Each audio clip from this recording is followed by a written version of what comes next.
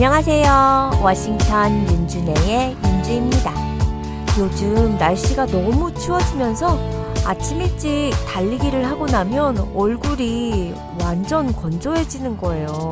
바람이 많이 부는 날엔 더 심하고요. 전 아직도 달리기 초보라 이럴 땐 어떻게 해야 하는지 달리기 고수 동생에게 물어봤죠.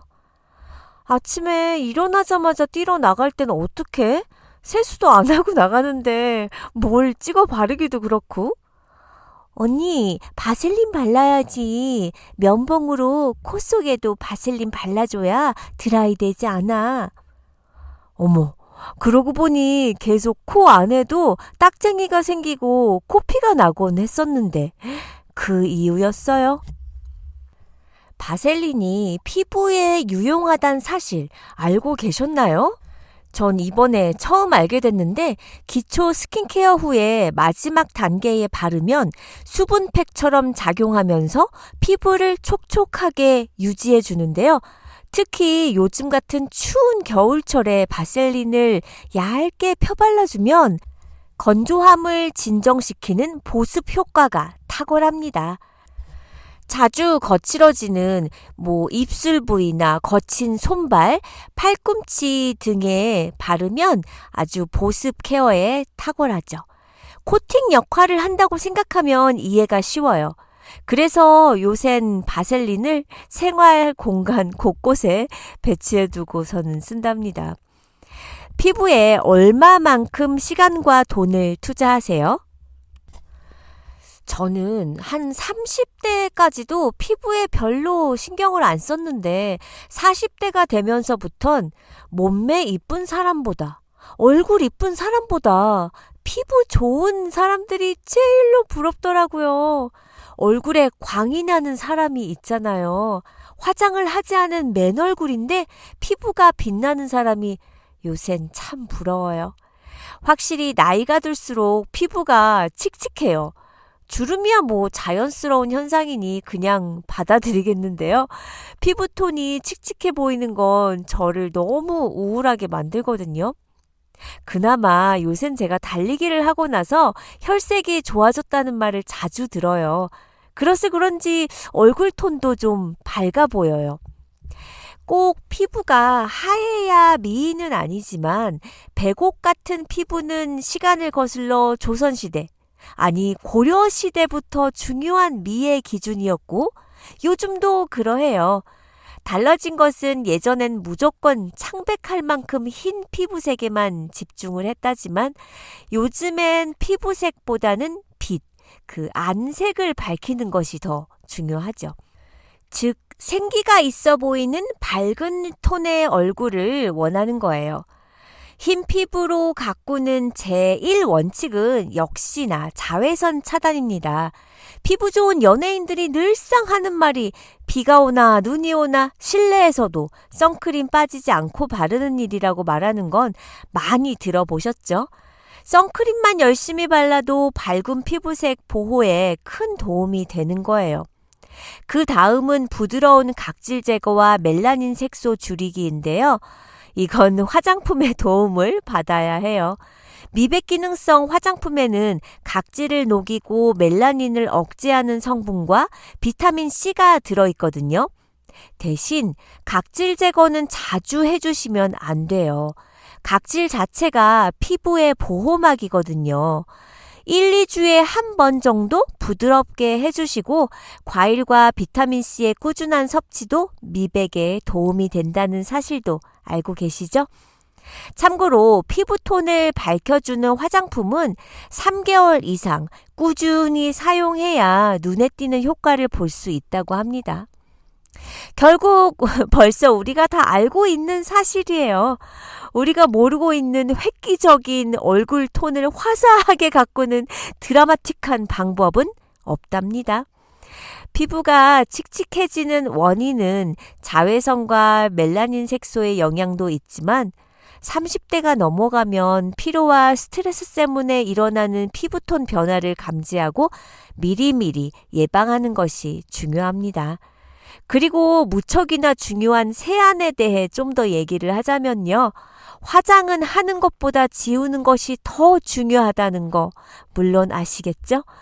퇴근하고 집에 오거나 주말에 친구들과 놀다 들어오면 화장 지우는 것이 귀찮게 느껴져서 대충 세안하는 경우가 있는데요. 이것이 피부를 망치는 지름길입니다. 세안 전에 화장 지우는 것을 사용하셔서 입술과 눈을 잘 꼼꼼히 지워주시고 클렌징 워터 등을 이용해 1차적으로 닦아준 다음 클렌징 폼 등으로 깨끗이 세안하셔야 해요.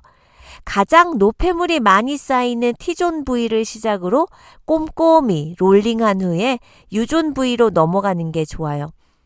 하지만 이때 꼼꼼한 클렌징을 위해 오랜 시간 동안 클렌징을 하면 오히려 노폐물이 다시 흡수될 수 있기 때문에 2, 3분 내로 세안을 끝내시는 게 좋습니다. 그리고 마지막 단계 찬물로 패팅을 하는 거예요.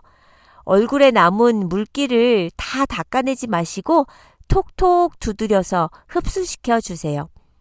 피부 관리보다 꼼꼼한 세안이 훨씬 중요하답니다. 제가 캘리포니아에 살 때는 시간적인 여유도 많았고 또 스킨케어 샵이 한인타운 안에 많이 있었어요. 일단 집에서 멀지 않은 곳에 스킨케어 샵이 있으면 시간적인 부담이 덜 되죠. 잠깐 짬내서 들리면 되니까요. 그땐 주기적으로 케어도 받으면서 열심히 피부 관리에 힘썼었는데 메릴랜드에 와서 살게 되면서는 항상 시간에 쫓기다 보니 스킨케어는커녕 미장원 갈 시간도 없어요. 예전에 캘리포니아에서 오래 다니던 스킨케어 샵이 있었는데 거기 스킨케어사 언니가 얼마나 솜씨가 좋은지 당시 별의별 기계를 쓰지 않고 경락하듯이 모든 걸 손으로만 했었어요. 그 언니를 찾는 손님이 너무 많아서 예약도 한 달 전에 하지 않으면 하기도 힘들었었거든요. 그 언니한테 케어를 받고 거울을 보면 정말 얼굴이 위로 쫙 올라붙은 그런 느낌이 들 정도로 피부가 쫀쫀해졌었어요. 스킨케어사 언니들이 손가락에 기를 모아서 하시는 분들은 정말 잘하기도 하지만 얼굴에 혈자리를 알고 마사지를 하고 또 때리고 하니까 아프긴 해도 받고 나면 정말 다르긴 했어요. 자주 가는 단골 손님들한테는 스킨케어사 언니가 오늘 서비스로 속눈썹 파마 해줄게 하며 공짜로 뭘 해준다고 하면 아니야 됐어 난 그런 거 말고 그냥 10대만 더 때려줘 라고 할 정도로 노화가 돼서 처져가는 피부에 우리 여자들은 간절해집니다. 가끔 남성의 피부가 부러울 때가 있죠? 여자는 20대부터 화장을 하면서 스킨, 로션, 크림, 에센스, 미백 크림, 마사지 크림, 컨트롤 크림, 그 밖에 우유, 녹차, 계란팩 등 안 바르는 거 없이 피부 관리를 열심히 해온 여성들보다 세수만 하고 가끔 로션만 바르는 정도의 피부에 신경을 써왔던 남성의 피부가 더 좋은 건 정말 이해하기 힘든 일이죠.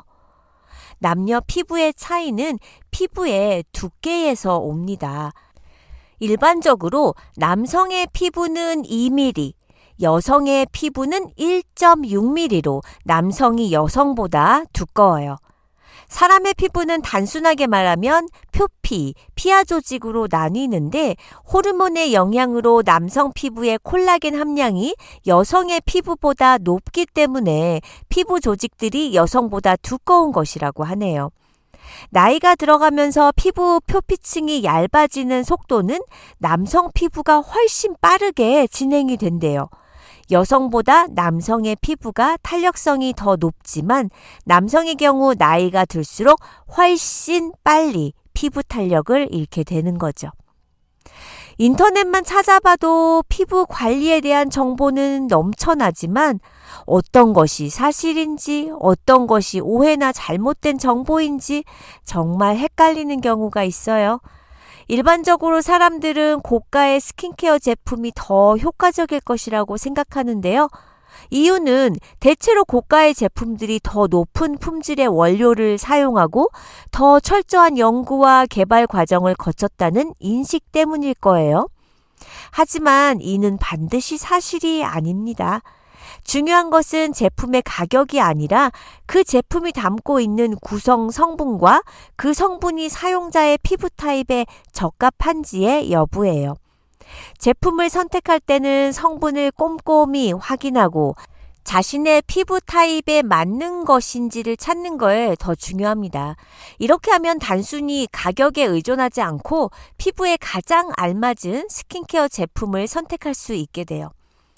저는 새로운 제품을 살 땐 꼭 후기를 많이 읽어보고 구입하는데요. 피부 타입이 나와 가장 비슷한 사람이 구매하고 올린 후기를 보면 큰 도움이 되거든요. 그렇게 최근에 얼굴 오일을 구입했는데 16불밖에 안 하는 완전 저렴인데 너무 좋은 거예요. 그리고 요샌 부지런히 얼굴 마사지도 해요.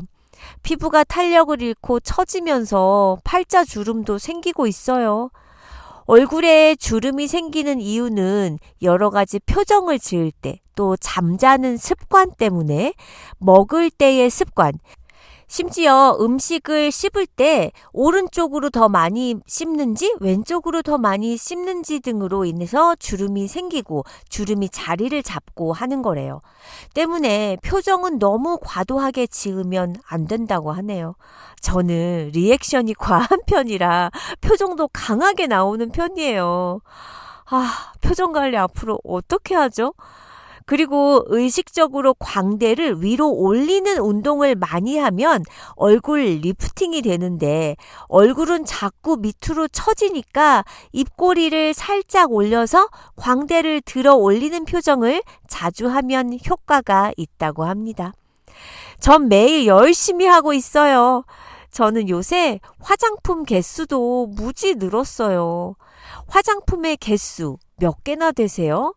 무언가 하나라도 빼고 쓰면 내 피부에 성실하지 않은 것 같고 남들보다 빨리 피부 노화가 진행될 것 같은 불안감도 들고 이런 것은 개인의 기분만이 아닌지 우리나라 여성들의 평균 화장품 사용 개수는 아침에 6종, 밤에는 무려 12종이라는 조사 결과가 있답니다.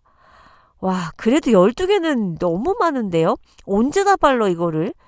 실제로 한국은 세계의 어느 나라보다 화장품을 많이 쓰는 나라예요.